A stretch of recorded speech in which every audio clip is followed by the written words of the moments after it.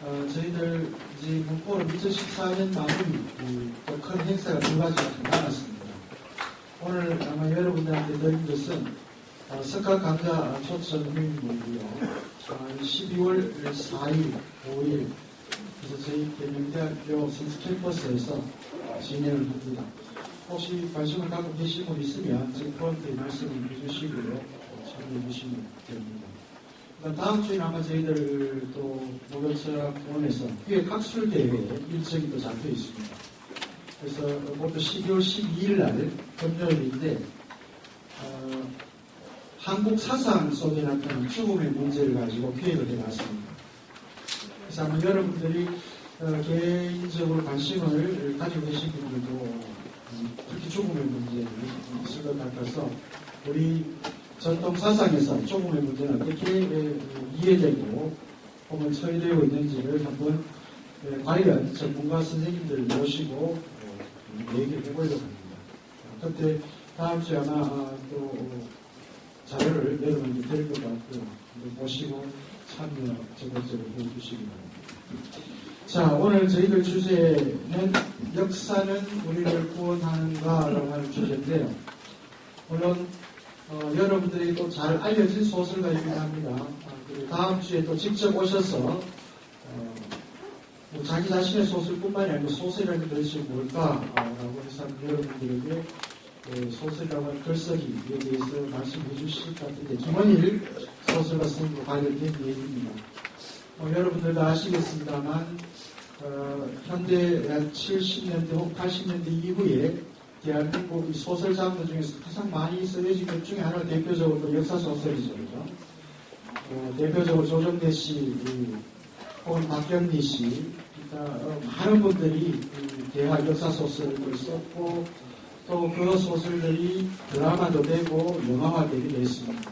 바로 그 드라마나 영화를 통해서 아마 여러분들은 저희들이 일제강점기 이후 한국전쟁, 기타 등등 가장 암울했던 우리 근현대 시기를 되돌아보는 그런 시기도 가졌을 텐데요.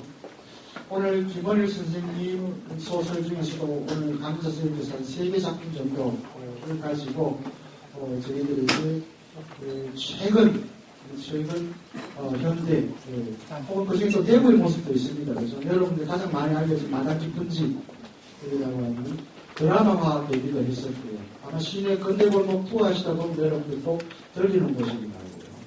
그래서 오늘 아마 좋은 얘기들이 있을 것 같다라는 생각을 해봅니다. 여러분들이 받으시는 작품 분석을 통해서 오늘 강좌 선생님께서 뭘 얘기하실지 말씀해 놓으셨는데요. 그걸 자세히 또 들으면서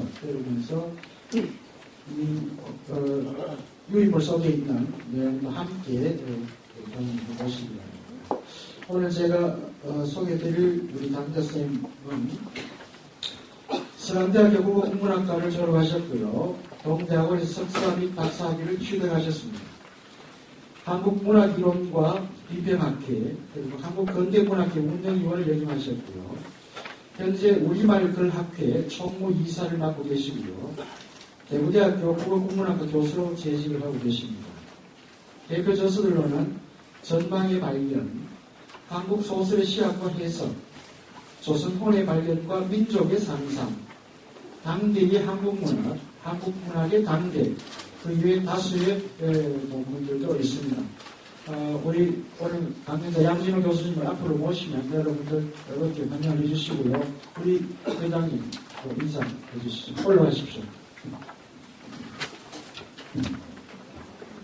자, 우리 다 같이 일어서서 인사합시다.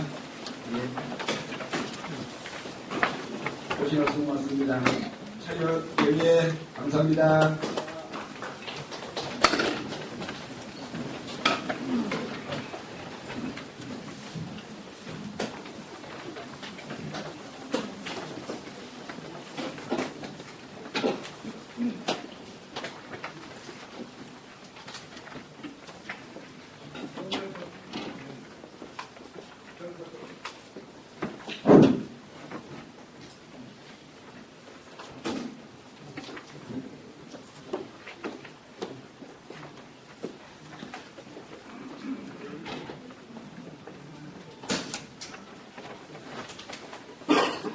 안녕하십니까.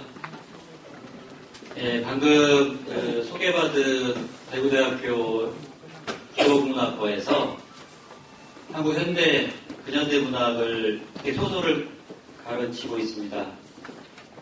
양진호라고 합니다. 만나뵙게 되어서 대단히 감사합니다.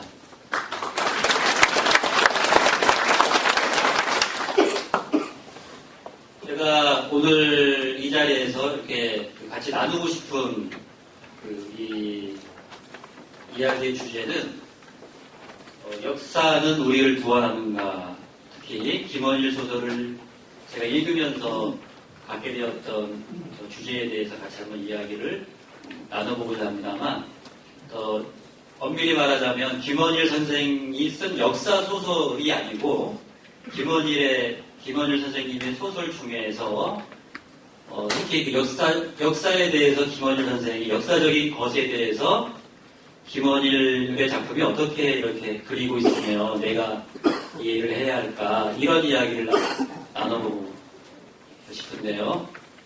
여기 계신 선생님들 이렇게 김원일 선생님의 이름은 많이 들어보셨을 것으로 이제 제가 좀 압니다만,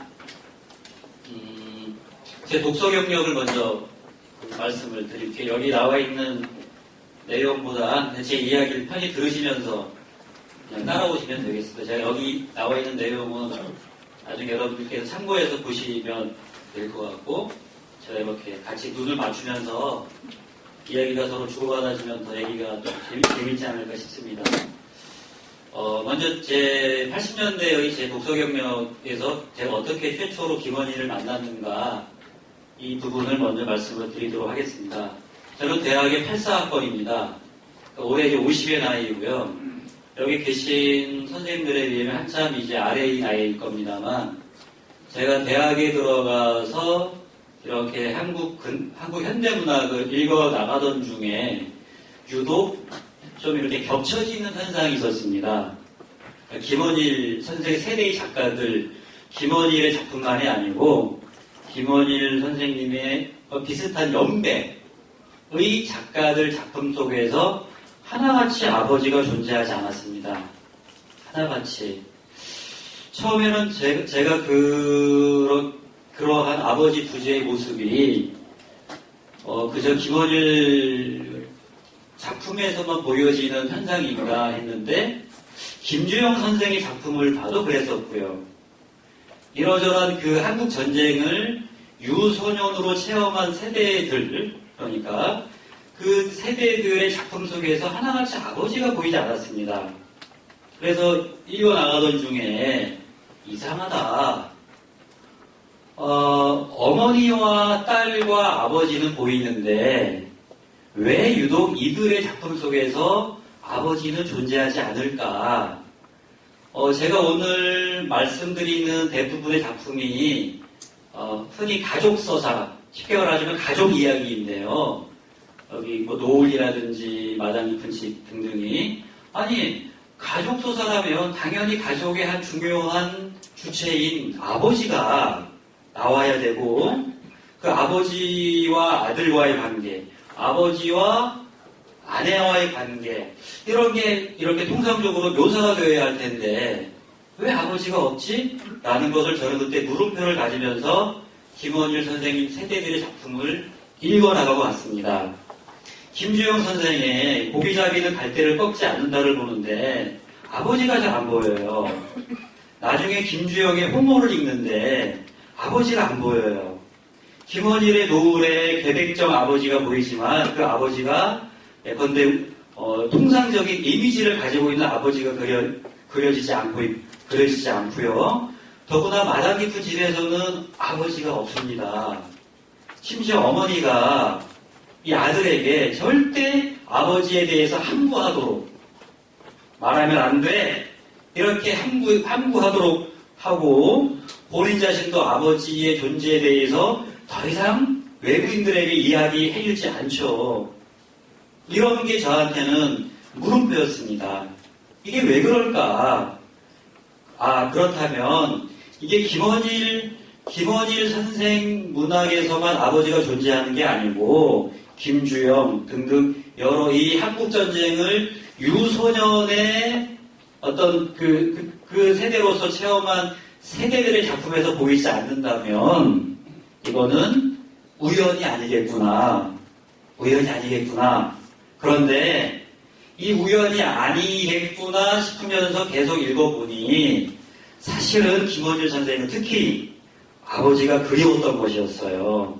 아버지를 부정하는 게 아니었었고 아버지를 결국 김원일 선생에게 역사는 우리를 구원하는가는 달리 말하자면 아버지는 우리를 구원하는가로 바꿔서 저희가 이렇게 읽어주어도 될 만큼 김원일 소설에서는 역사가 아버지와 등가 이렇게 거의 등가의 의미를 가지고 있었습니다. 그래서 제가 최근에 작년에 김원일 선생님의 2013년도 신작 중에 문학과 지성사에서 나온 아들의 아버지라는 신간을 이제 내셨죠. 당장 샀습니다. 당장 사고 읽어보지 못했는데 일단 제목에서부터 그리고 관련된 서평에서부터 나타나는 그 내용이 여전히 문학의 화두가 김원일 선생에게는 아버지라는 것이 그러니까 인생을 점점점 적지 않게 회고를 해야 할 나이의 노년의 작가가 어떻게 보자면 마지막 작품은 아니겠으나 자기의 문학적 세계를 정리하는 작품으로서 아마 이러한 작품을 냈을 텐데 아들의 아버지를 참 마음이 제가 문득 아프더라고요.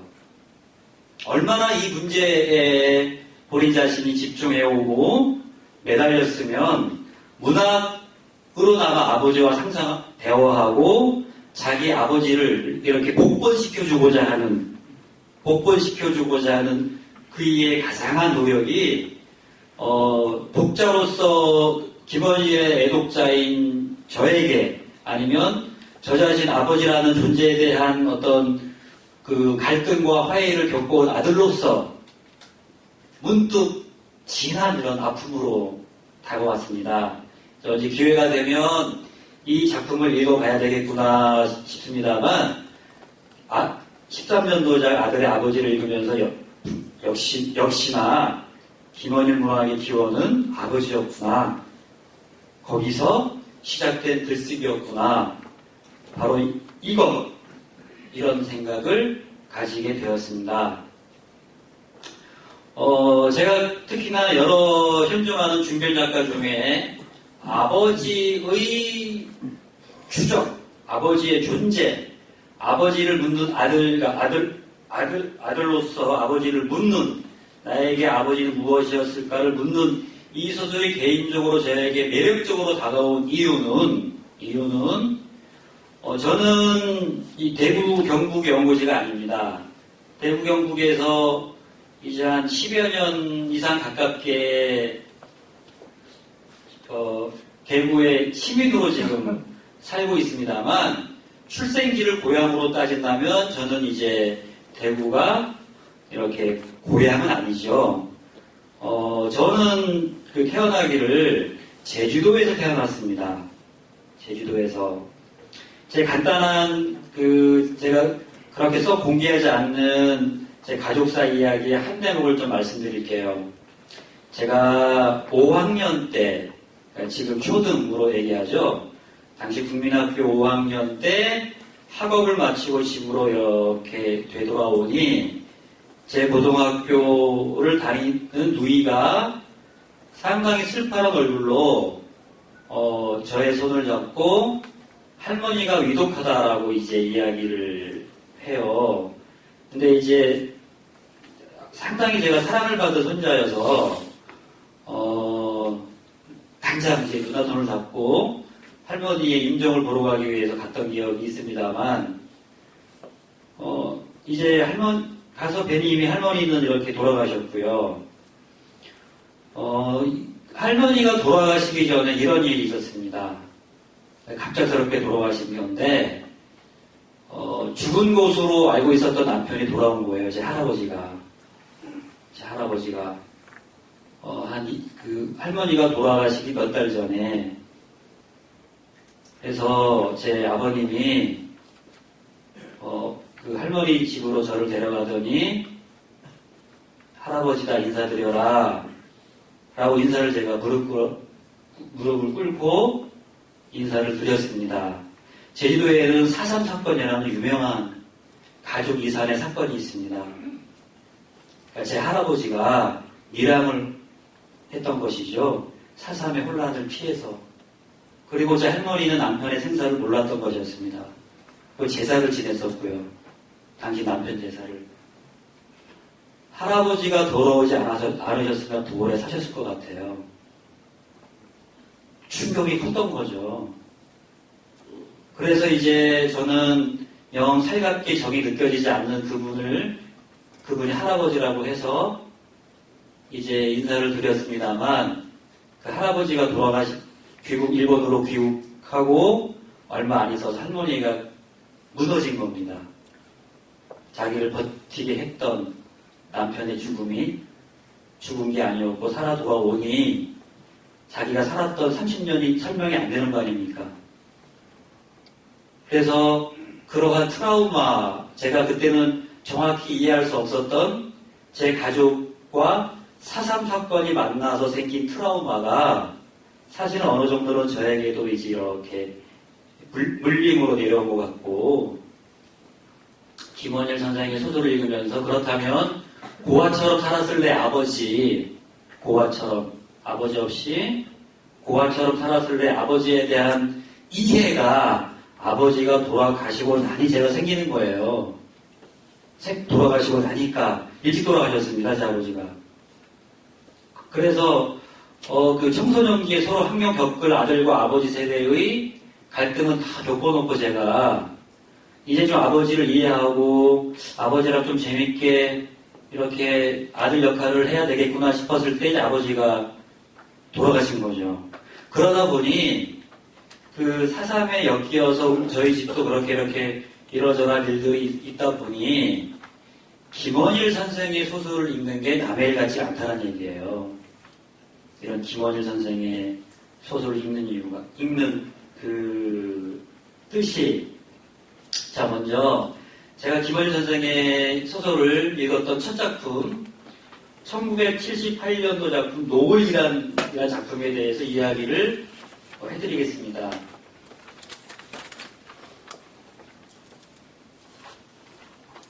방금 말씀드린 아들의 아버지, 아버지의 아들이 아니고 누구요? 아들의 아버지이네, 그렇죠? 저한테 상당하게 진부하지 않고 참 신선하더라. 야, 참 끝까지 놓치지 않고 이 문제를 지금 이렇게 파고들고 있구나. 대단한 어른이시다. 자, 노을을 이렇게 어떻게 이야기를 해볼까요? 저는 처음에 노을을 읽을 때 이렇게 김원일을 잘 이해하기가 어려웠어요. 그냥 이렇게 글쎄 이걸 어떻게 이해를 해야 될까? 한 작품으로는 이해가 되었지만 김원일 전체를 이해하는 그러한 식으로는 제가 이해를 못했는데요. 좀 순서를 바꾸어서 이거부터 좀 이야기를 먼저 해드릴게요. 1954년 대구 장관동을 배경으로 김원일 선생이 2002년도에 이제 발표한 소설이죠. 마당 깊은 집. 지금 이 마당 깊은 집 터가 이렇게 구성되어 있고 관련되어서 벽화도 이렇게 만들어져 있고 그렇습니다. 자, 이 소설의 시작은 소년 길라미가 장관동의 그 마당 깊은 집 아래채 한 채에 새들어 사는 어머니의 집을 이렇게 들어가는 그러한 대구에 입성하는 장면으로 소설은 시작이 됩니다. 1954년의 대구이니까 그 격동의 한국 전쟁이 이제 종료가 되고 그 이후에 54년의 대구를 배경으로 해서 이렇게 쓰인 소설인데 이 집터가요 마당에서 5계단을 올라가면 이 집에 주인집이 있죠. 큰 주인집이 있고 그 5계단을 내려가면 마당이 있고 거기에 4가구가 4피난민 가구가 살고 있는, 언제든지 이 윗집의 노마님이 그러면 방을 빼야 되는 그러한 처지에 이제 방 하나를 차지해서 엄마, 누나, 길남이, 동생 이렇게 지금 방 하나를 차지해서 살고 있는 것이죠. 자, 말씀드렸죠? 이 방에 아버지는 없습니다. 이 소설에서 아버지는 어떻게 묘사가 되냐면요. 그 경남 진영에서 상당히 엘리트 출신의 아버지인데 다소 이렇게 좌익사상에 이끌려져 있는 아버지로 설정되어 있고요. 그 아버지가 한국 전쟁이 일어나면서 본격적으로 이제 좌익 활동을 한 아버지로 이렇게 등장하게 됩니다. 그러다 보니 이 추전 전후로에서 아버지는 월북하는 아버지로 그려지고요. 이 어머니 등등은 아버지는 월북을 했지만 이 어머니의 외과인 대구로 이렇게 와서 아버지의 존재 어디 발설하지 않고 딱 그렇게 살아가는 겁니다. 절대 말하면 안 돼. 이런 식으로 또 어머니가 함구령을 내리게 되고, 그 어머니가 이제 바느질 솜씨가 좋았거든요. 이 어머니가. 그냥 바느질로 생계를 이어가는 겁니다. 그런데 길남이는 이때 중학교에 입학할 나이였지만 집안 환경에 의해서 중학교에 입학하지 못하고, 하루는 어머니가 길남이를 이렇게 무릎 꿇리고 80전을 줍니다. 무슨 말입니까? 80전 준다는 게 돈 벌어 오라는 거 아닙니까? 그러니까 애비 없는 집안에 장자 역할로 해야 된다는 식으로 강한 미션을 주죠. 넌 애비 없는 집안에 장자다 이렇게. 그러니까 아빠 역할 하라는 얘기예요.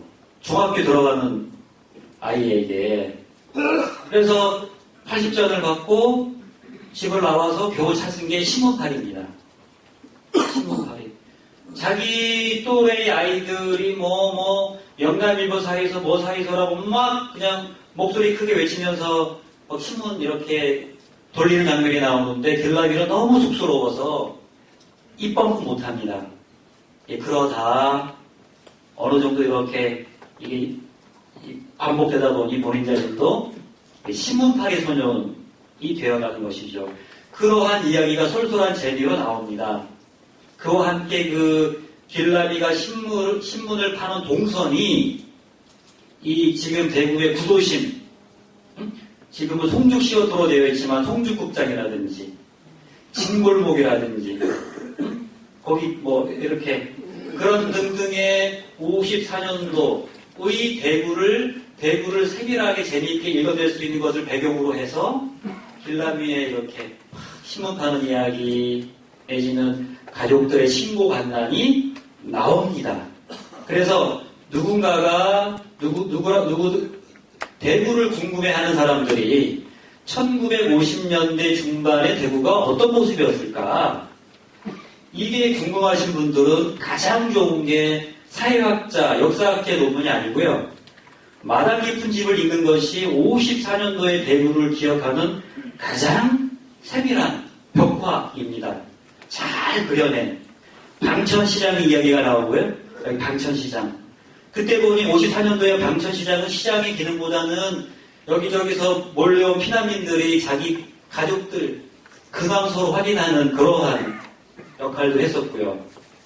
그리고 54년도에 못 사는 이들은 못 살았지만 당시에 오래된 족들은 막 송죽국장 출입하면서 이렇게 제법 재미있게 이렇게 막 나름 54년의 대구의 대중문화를 즐기는 장면도 흥미롭게 묘사되어 있습니다. 그래서 54년도의 대구를 보고 싶으면 마당 깊은 집을 보면 되고, 당시에 그렇게 그 유명한 청교대집인 군방각 이야기가 나옵니다. 군방각 이야기가. 이 군방각 이야기가 어떻게 나오냐면, 이제, 그러니까 이 주인집, 이 마당 깊은 집의 주인집이 워낙 떼돈 버는 사람으로 묘사가 돼요. 침산동에 방적기기 몇 개 갖다 놓고 막 돈을 그냥 이렇게 막 쓸어 모으는.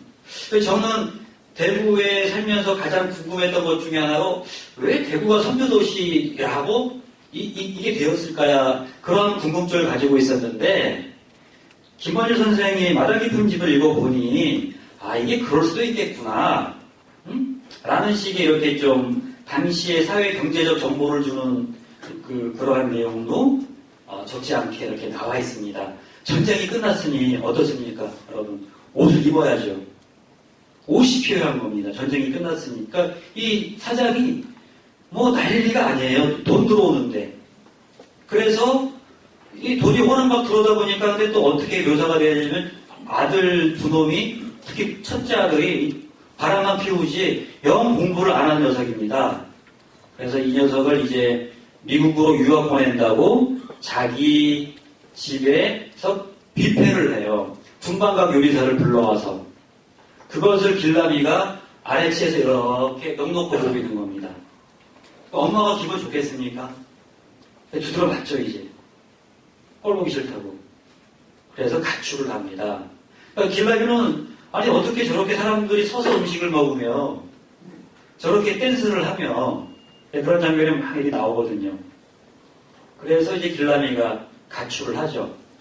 자, 근데 제가 여기서 재미있는 그 소설의 에피소드가 있는데요. 길라미가 신문을 돌리면서 신문만 돌린 게 아니었습니다. 하루는 그 동성로 이런 묘사가 나오죠. 동성로 어느 대본집에 신문을 다 돌리고 대본집을 들렀어요. 길라미가. 돈이 없으니 책을 어떻게 빌려갑니까? 돈 없으면 눈으로만 이렇게 보는 거 아닙니까? 사장이 좀 불쌍하다고 생각했는지 책을 빌려준 거예요. 마분지로 되어 있다라고 묘사가 나와 있습니다. 이렇게 잘 되어 있었겠습니까? 그래서 최초로 집에 돈이 없어서 학교도 못 들어갔던 이 중학생급의 길라미가 최초로 문학과 만나는 장면이 나옵니다. 최초로. 그 책이 바로 소공자예요. 소공자. 그래서 이것을 들고 와서 읽습니다, 집에서. 그런데 어머니가 안 말려요. 안 말립니다. 읽지 마! 소설 읽으면 배고파져? 그렇게 하지 않고, 엄마도 얘를 학교 못 보낸 게 미안했는지, 제가 그냥 읽는구나 싶었는지, 그냥 둡니다. 근데 그 소공자가 어떤 이야기입니까? 미국에 엄마랑 아들이 살고 있는데, 원래 자기 고향은 영국이라는 거예요. 귀족의 나라 영국. 그래서 엄마와 함께 영국으로 와서 자기의 지혜로움으로 귀족이 된 이야기가 바로 소공자거든요.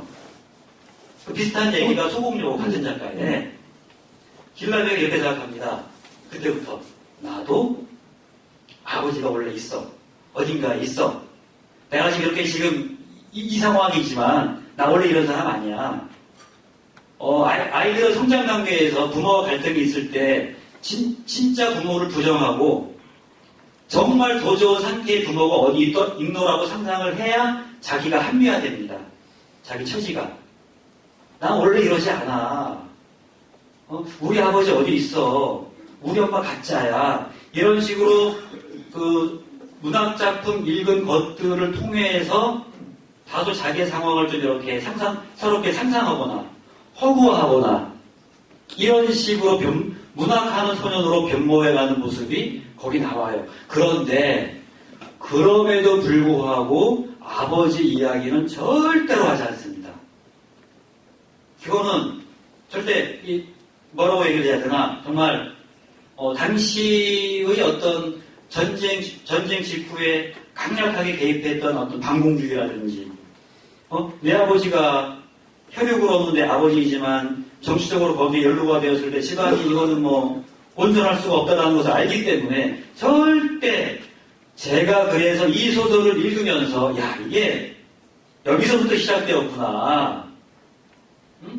노후를 읽을 때는 뭐지 싶었는데 마당 깊은 집을 읽을 때는 이 아버지에 대한 이 김원일 선생 문학에서 아버지가 존재하지 않는 것이 바로 이렇게 이러한 상처와 조건과 관련된 문제였었구나.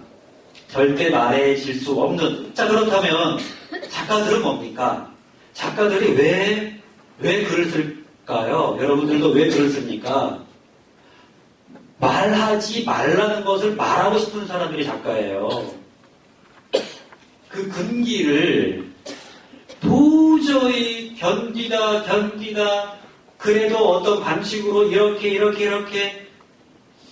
결국은 해야지라고 생각하는 이들이 글쟁이입니다. 그러니까 이런 거죠. 비유를 들자면 자, 임금님 귀가 길어요. 임금님 귀가. 그래서 이제 야, 저 임금님 귀 길다. 응? 왕관 만들어주면서 그렇게 얘기하죠. 어디 가서 말하지 마. 근데 이게 병이 난 거 아닙니까? 그래서 이제 대숲에 가서 우리 임금님 귀는 당나귀 귀 이렇게 얘기를 했다라는 거 아니에요. 사람한테는요, 비밀이 생기는 순간 비밀을 말하고 싶은 욕망이 생깁니다. 비밀은 지켜지지 않는 게 비밀입니다. 그렇게 애들이 그러잖아요. 비밀이라고 그러면서 어디 가서 말하지 마. 라고 하면서 다 말해버리거든요. 아니면 스스로 너만 알아? 라고 하면서 다 말해버려요. 김원일에게 아버지는 결국 어떻든 말을 해야만 되는 대상입니다. 네? 처음에는 이러저러한 상황과 조건 때문에 이렇게 나타나지 않는 등장인물이 되고 존재하지 않는 유령 같은 인물이 되었지만 결국에 김원일 선생이 그리고 싶은 것은 아버지였죠. 아버지.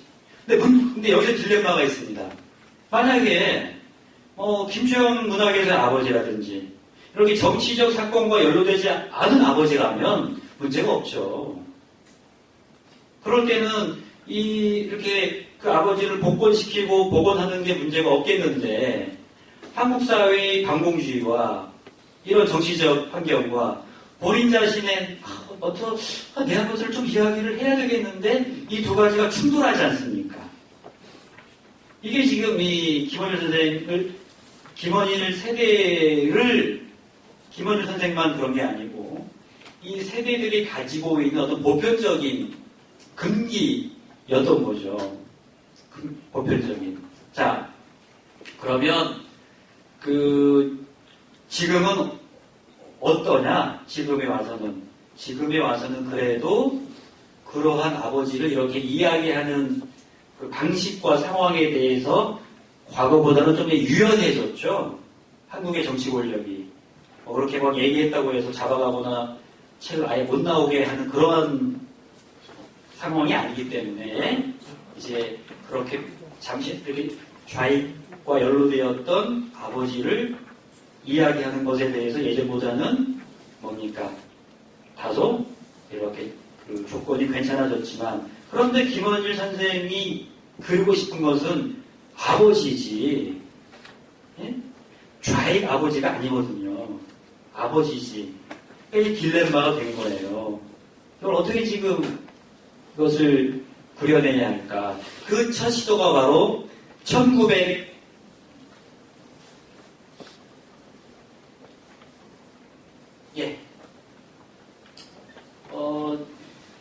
바로 이 노을이라는 작품이 됩니다. 저 이 작품 너무 굉장히 놀랐어요. 처음에. 왜 놀랐냐 하면 이 노을을 이렇게 읽어나가는데 이것도 늘 김원일 선생님이 가지고 있는 그 서술의 방식이 좀 있는데요. 이렇게 현재의 이야기와 과거의 이야기가 또 왔다 갔다 하는. 자, 되게 1978년도에 작품인데요. 그러니까 물론 이 작품 이전에도 어둠의 혼이라는 작품에서 자기 아버지 좌익과 이렇게 연결된 자기 아버지를 이렇게 이야기한 작품이 없는 건 아니겠지만 본격적으로 좌익에 연루된 아버지를 이렇게 그려나가는 것이 바로 노을이라고 보시면 되겠습니다. 노을을 한번 상상해 보십시오. 노을. 이렇게 좀 색채 이미지가 떠오를 수 있겠고요. 노을 그러면 뭔가 하루가 이렇게 마무리되어 가는 느낌도 있을 수 있겠고요. 어떤 분에게는 노을이 더 짙어지면 핏빛처럼 보일 수도 있겠으나 어떤 분들에게는 노을이 상당히 장묘한 뭔가 이렇게 한 인생이 마무리되어가는 그러한 뜻깊은 이미지로도 보일 수가 있겠죠. 왜 자기 아버지 이야기를 하면서 노을이라고 썼을까? 석양도 있을 수 있겠고, 뭐도 있을 수 있겠는데, 왜 노을이라고 했을까? 이런 당시에 고민을 하면서 이렇게 읽게 되는데요. 보통 70년도의 소설의 스타일 중에 하나 이런 게 있습니다. 소설을 열어나가는 방식이 갑자기 아버지가 죽었다 라는 연락 고향으로부터 옵니다. 원래 귀향 모티프라 그러는데요. 이렇게 고향을 멀리했던 아들이 서울에서 이렇게 애월하지 밖에 살고 있는데 갑자기 사무실로 오든 정보로 오든 사망 내지는 다급하다 이렇게 연락이 오거든요. 그렇게 해서 자기가 고향으로 되돌아가면서 서서히 자기 아버지라든지 관련된 당사자의 이야기를 하는 방식으로 70년대 이런 식으로 소설을 열어간 사례들이 참으로 많습니다. 이것도 그렇게 이제 시작이 돼요. 이청준 선생님의 소설 중에도 축제가 그렇게 시작이 되죠.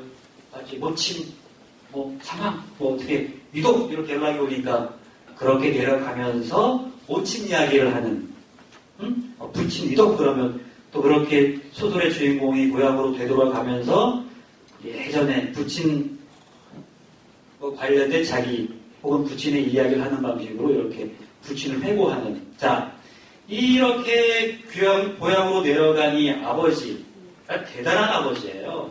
어떤 아버지냐 상당하게 폭력적으로 묘사를 김원일 선생이 했습니다. 이 노을에서 등장하는 이 아버지를요. 그러니까 잠시 이 고향 마을에서 아버지가 거기서 사회주의 엘리트들이 주도한 어떤 폭동의 시위에 아버지가 거의 행동대장급으로 활동을 해요. 노을의 아버지가. 근데 그게 이렇게 보자면 그런 사회주의 이념을 이렇게 좀 이론적으로 잘 소화한 그러한 사람으로 묘사되는 게 아니라 그냥 얼치기 행동꾼처럼 먼저 손이 먼저 나가고 먼저 이렇게 하는 그런 식으로 상당히 부정적인 모습으로 일정하게 묘사가 되죠. 그리고 그러한 아버지에 대한 아들의 어떤 심리적 부담감도 묘사가 되고요. 그래서 이렇게 보다 보면은 결코 노을에 나오는 아버지가 이렇게 긍정적으로 어떤 긍정적인 모습을 가지고 등장하는 아버지가 아니라는 거죠. 그래서 그렇다 보니까 이렇게 고향에 내려가는 게 조심스러워요. 자기 아버지 때문에 다친 사람들도 있는 것이고 자기 아버지의 행적을 기억하는 사람들도 있기 때문에. 그런데 제가 처음에는 그렇게 읽었어요. 노을을.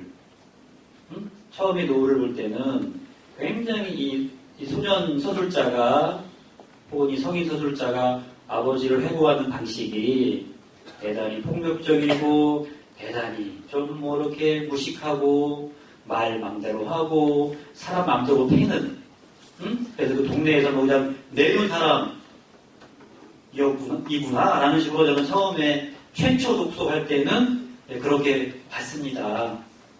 노을을. 그래서 그냥 이렇게 김원일 선생이 상당히 좌익 활동을 한 아버지를 부정적으로 그냥 이렇게 그려냈구나 라고 처음에는 읽었고 거듭거듭 읽어보니 그게 아닌 것 같다라는 얘기예요. 그게 아닌 것 같다. 거기 이제 보면은 상당히 짧은 장면이지만 이렇게 아버지 목욕하는 장면 등도 이렇게 만져주고 뭔가 전체적으로는 당시 70년대 상황에서 어쩌면 이런 아버지를 묘사하는 것 자체가 참 한계가 있었겠구나 싶기도 하고 그럼에도 불구하고 뭔가 이 아버지도 역사의 희생자라는 알고 보면 알고 보면 아빠도 내 아빠도 뭔가 알아서 그렇게 막 덤벼든 게 아니고 역사의 희생자라는 당했다라는 이용되었다라는 그러니까 내 아버지가 당시에 가해자처럼 움직인 것 같지만 알고 보니 꼭 그런 게 아니띠다 라는 식으로 노를 이렇게 지금 썼구나 라는 걸 좀 두세 번 더 읽을 때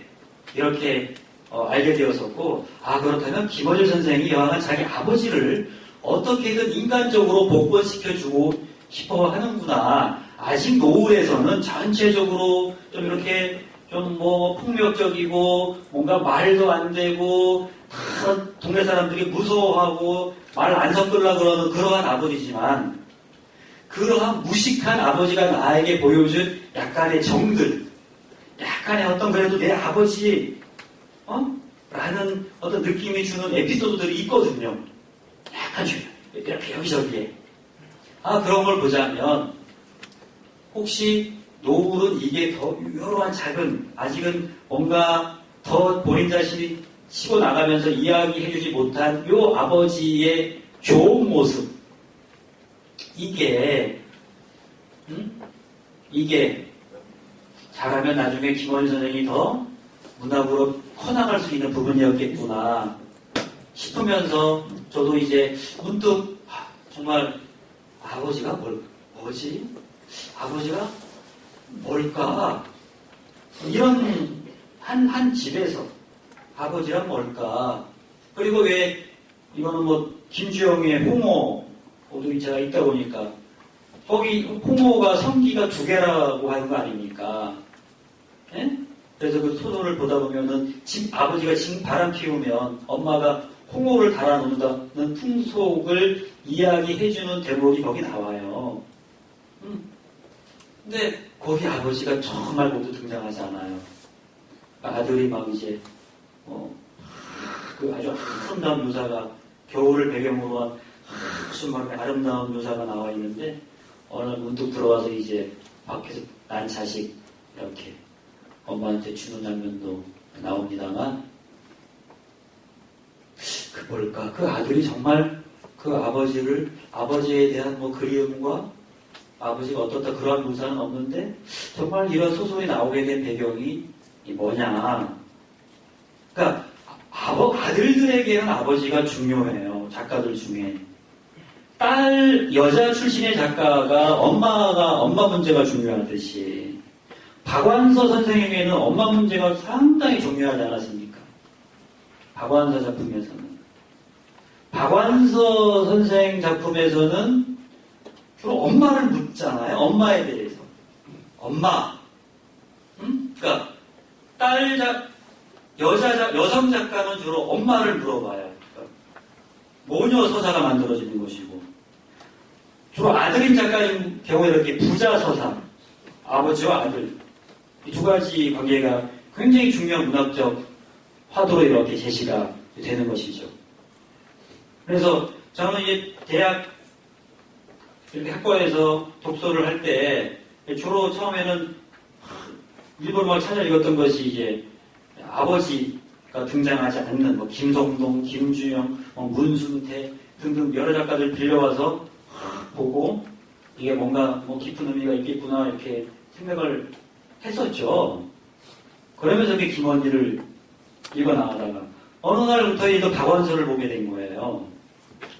저는 뭐 잠시 한 이사분만 박완서 선생님 이야기를 좀 말씀드린다면 박완서 선생에게도 이 주제가 해당이 됩니다.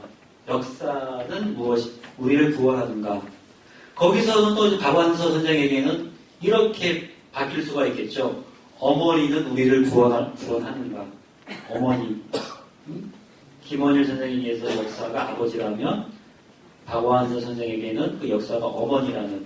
저는 아들이기 때문에 죽어도 몇 번 죽고 살고 몇 번 죽고 살아도 저는 어머니를 이해할 수 없어요. 이해하십니까? 제 부인은 이해할 것 같아요. 어머니에 대해서. 제가 아무리 잘해봤자 누이가 한 번 잘하는 걸 제가 못 따라갑니다. 안 되는 부분이 있어요. 아들들이. 있습니다. 그런데 돌아가신 박완서 할머니 선생님 소설을 읽다 보니 그때 아들과 아버지 문제에만 내가 매력이었던 내가 딸과 엄마도 이게 전쟁이었구나, 관계가. 딸과 엄마도 뭐 환각의 나비라든지 그의 겨울은 따뜻했나라든지 그런 거 있다 보면 막 눈물 나잖아요. 네? 그런 거 있다 보면 박 선생님의. 그래서 이게 김원일 선생이 자기 아버지 문제 때문에 지금까지 2013년도 작년까지 그러한 신작을 쓴 그 일 참 대단하다. 그리고 어쩌면 우리는 독자들인 우리들도 그러한 작품들을 읽으면서 박완서 선생의 독자들은 박완서 선생을 읽으면서 어머니라는 로 불려지는 그 여자에 대한 존재, 남자들은 이제 뭡니까? 아버지로 불려지는 그 남자에 대한 이해, 이게 좀 더 깊어지거나 확대되거나 새롭게 되거나 이렇게 될 여지가 있겠구나 싶다라는 겁니다. 노을은 제가 한 80년대 중반에 읽어보면서 이렇게 기회가 있으면 논문을 쓸 그런 이유도 있겠지만 거듭거듭 읽어보는데 제가 최초로 처음 읽을 때는 그 노을이 핏빛으로 이해가 됐어요. 아버지가 남긴 피로, 아버지의 살육이 남긴 마치 황순원 선생의 카인의 후회에서처럼 그러한 카인의 후회가 막 저지른 죄악의 이미지로 보여지는 핏빛이 노을인가? 제가 처음 볼 때는. 지금 다시 노을을 보면 그 노을이 핏빛 노을이 아니고 뭔가 한 세대가 장묘하게 마무리되는, 내 아버지의 삶이 그래도 나름 장묘하게 마무리되어가는 그러한 빛으로 이렇게 지금은 읽힙니다. 아마 독자인 제가 바뀌어서 그러겠죠. 소설은 똑같은데 내용이. 자, 그렇게 알고 읽어오다가 마당 깊은 집을 이렇게 읽게 되면서 장자 없는 집안에, 제가 대목을 읽어드릴게요. 엄마의 말을. 엄마가 이제 이런 이야기를 합니다. 4페이지에 있는데요. 길람아, 내 말 잘 듣거라. 이는 인자 애비 없는 이 집안의 장자다. 가난하다는 게 무슨 죄인지 그 하나 이유로 이 세상이 그런 사람한테 얼마나 야박하게 대하는지 니도 알지? 난리 겪으며 배를 철철 긁을 때 네가 아무리 어렵기로서니 두 눈으로 가난 소름이 어떤 긴 줄 똑똑히 봤을 기다. 오직 성한 몸뚱이뿐인 사람이 이 세상 파도를 이기고 살락하모 남보다 갑절은 노력해야교 입에 풀칠한다. 라는 이제 어머니의 지상명령, 돈 벌어와 이거죠. 아빠 역할해 라고 하면서 이제 길람이가 길 위의 소년이 되어가는 겁니다. 신문 탁 들고서. 그래서 애비 없는 집안의 장자 역할을 유독 길람이에게 시켜요. 유독 길람이한테 시킵니다. 동생 누나보다 유독 잘 때리고 잘 이렇게 지적받고 유독 그래요. 유독. 예? 자, 마당 깊은 집, 그 집에 아버지는 없었어요. 길람이가 그 역할을 이제 받게 된 거고, 한편 생각해보면은 소설을 계속 이렇게 연이어서 본다면 그 길람이가 아버지를 얼마나 사실은 그리워했을까. 신문을 이렇게 돌리면서. 자, 그런데 김원일 선생 소설이 이렇게 이어집니다. 처음에는 고아 아들, 그래, 설정. 나도 아버지 있었으면. 이렇게 되어가다가 점점점 이제 이 김원일 선생님 자신이 이렇게 좀 기반이 잡혀지고 문학세가 깊어지면서 이제는 생존을 해결해주는 아버지만으로는 부족한 거예요. 아버지 이미지가. 그래도 뭔가 내 아버지가 의미 있는 역할을 했다, 한 거다라고 말해주고 싶은 거죠. 아버지가 있었으면 더 배가 불렀을 텐데 애서 드시는 것이 아니고 그것이 바로 최근작 이 손풍금이라는 작품이 있는데요.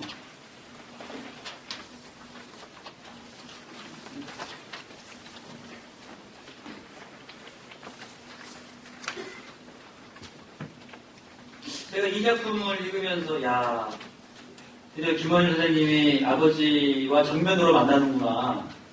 정면으로. 처음에는 이 반공주의의 영향 하에서 아버지를 그렇게 제대로 복구를 하기가 어려우니 굉장히 폭력적인 아버지로 그려주고 약간 사이사이에 그래도 우리 아버지 인간적이야. 이 정도로 아버지를 복구시켜줬는데 이 작품에 와서는 그래도 이제 본격적으로 자기 아버지를 이때가 이 상황이 어느 정도 남북교류가 이렇게 이루어지고 이쪽 남한 체제가 더 이상 북한 체제랑 비교했을 때 이렇게 경쟁이 안 되는 상당히 우호한 지금 이렇게 상황 속에 있다 보니까 아마 김원일 선생님도 이런 식의 이야기를 하는 것에 약간 좀 더 이렇게 좀 자신감이 붙었는지 이제는 생존 해결의 아버지가 아니고 자꾸 내 아버지를 그래도 이렇게 좌익 활동을 했던 모습을 그냥 그 자체로 그려주는 그런 식으로 점점 소설이 이렇게 이제 이동되어 나가죠. 즉 손풍금의 아버지는 역사에 서 있는 아버지로 이렇게 지금 물론 그 아버지는 실패했죠. 처절한 그 실험이 실패했죠. 성공한 게 아니라. 그럼에도 불구하고 그 한계와 성과에 대해서 이렇게 지금 그려주는 모습이 2000년대 이후의 작품에서 제법 나옵니다. 제법. 그러니까 포용이라는 거예요. 포용. 즉 어떤 이게 줄거리냐면 이 난파간첩으로 파견되었다가 공안기관에 붙잡혀서 양심소로 장기 목욕 중에 추록한 한 좌익 인사가 있습니다. 예, 그 좌익 인사의 사연을 그 형과 조카가 번갈아 가면서 이렇게 회고해주고 증언해주고 복구해주는 이야기예요. 손풍금 소설의 제목이 손풍금이죠. 저는 손풍금을 못 트는데 주로 이제 손풍금은 이게 러시아 풍의 음악을 틀 때 러시아의 어떤 막 댄스를 할 때 이렇게 막 손풍금을 틀면 막 춤을 추고 그러한 장면들과 관련된 그 이미지가 소설 마지막 장면에 이렇게 나옵니다. 바로 그 뭐냐면 이 조팔계는 뭐라고 얘기해야 될까요? 숙부라고 얘기해야 되나? 할아버지라고 얘기해야 되나? 이 할아버지가 과거에 이렇게 해방 이후에 난파 간첩으로 파견되기 이전에 북에서 아주 젊은, 싱싱한, 건강한, 뭔가 이렇게 그래도 건강하게 살아보려는 그러한 사람으로 쫙 묘사가 되는 순간에 소설이 마무리가 됩니다. 기억되는 순간에. 막 이렇게 댄스를 하고, 왜 이렇게 있잖아요. 발을 막 앞으로 이렇게 쫙 뻗으면서 사람들이 원부를 만들고, 뭔가 건강한 공동체의 모습처럼 보여지는 공간 속에서, 이렇게 하다가 소설은 그 일을 그렇게 기억해 주다가 이제 마무리 되어가는 거죠. 뭐가 다릅니까? 노을하고. 노을에서는요, 이렇게 묘사를 못 해줬거든요. 폭력적인, 뭔가 피와 연결되어 있는, 뭔가 파괴적인, 뭔가 이렇게 좀 음모가 있는 이런 식으로 자기 아버지가 묘사가 되었다면 성풍급에서는 그래도 그 자신만큼은 건강한 마인드로 이렇게 뭔가 자기 계획을 가지고 사업을 해나갔던 그러한 좌익 인사로 그 회고가 된 지점에서 소설은 마무리가 이제 되거든요. 제가 그 대목을 읽으면서 야, 김 선생님이 상당히 많이 이게 자기 검열이 이렇게 자기 검열에 자기를 이렇게 막 묶은 것들이 하나하나 이렇게 풀리는구나. 풀리다 보니 그 말해주고 싶었던 그 건강한 이미지가 춤추는 약동하는 뭔가 이렇게 해보고자 하는 그러한 한 젊은 좌익 인사의 모습이 이렇게 나타나고 있구나 라는 식으로 저는 김원일 선생님의 소설을 78년도 작품인 노을에서부터 최근 작품에 이르기까지 이렇게 읽으면서 야, 참 하나의 문학적 주제를 붙잡고서 참으로 오래 소설을 쓰되 그 방향이 점점점 열려가는구나. 자기 마음의 감옥에서. 자기 마음의 감옥에서. 그러니까 아버지를 이야기를 해야 되는데 그 아버지가 한국 사회에서 대다수 인정받지 못하는 역할을 해오신 아버지이고 그래도 아버지를 얘기를 해야 되겠는데 이걸 어떻게 해야 될까 하는 자기의 운명과 같은 이제 고민이 있지 않았겠습니까? 상당히 많이 있습니다. 이 세대들. 그래서 이문열 선생의 영웅 시대에도 보면은 그 아버지가 그런 아버지로 등장하지 않습니까? 그러니까 이거는 누구를 가리지 않고 한국전쟁을 체험한 세대라면 겪는 거죠. 자, 정리하자면 이렇습니다. 제 말씀을 정리하자면 김원일 선생에게는 선생님이 다음 주에 오시면은 또 달리 말씀해 주시겠지만 저는 작가마다 한두 가지의 운명적 주제가 있다고 봅니다. 김 선생님이 아버지 얘기만을 썼다라는 건 아니고요.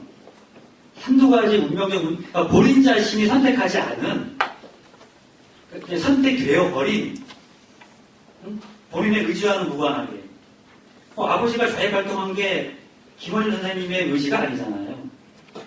선택되어 버린 게 있거든요. 자, 근데 이제 그런 상황에서 써야 되겠다라고 받아들인 것이고, 받아들이니 이게 쓰는 게 쉽지 않지 않습니까? 78년도의 환경이라든가 80년대, 90년대. 그럼에도 불구하고, 야, 이걸 참, 정말 아버지 하는구나. 참 존경하는, 아버지를 정말 존경하는 분이고, 어떻게 보자면 이것은 자기의 기원. 그러니까 아들들이 아버지를 떠오르는 것은 자기 기원을 제대로 설명하기 위해서 아버지를 얘기하는 거 아닙니까? 딸이나 다 마찬가지겠지만. 그래서 자기의 기원을 제대로 이렇게 설명하는 방식으로 아버지를 이렇게 그려오고 있고, 그것이 바로 역사의 김원일 선생님에게 역사, 달리 말해서 아버지는, 근데 아버지가 우리를 구원하는 게 아니고, 사실은 김원일 선생님을 구원하는 문제겠죠. 그 치열한 글쓰기를 통해서요. 우리, 말씀을 드리고, 여기 나와 있는 내용들은 그냥 읽어보시고요. 그냥 제 말로써 강의가 이렇게 되었다고 받아주시면 좋겠습니다. 네, 감사합니다.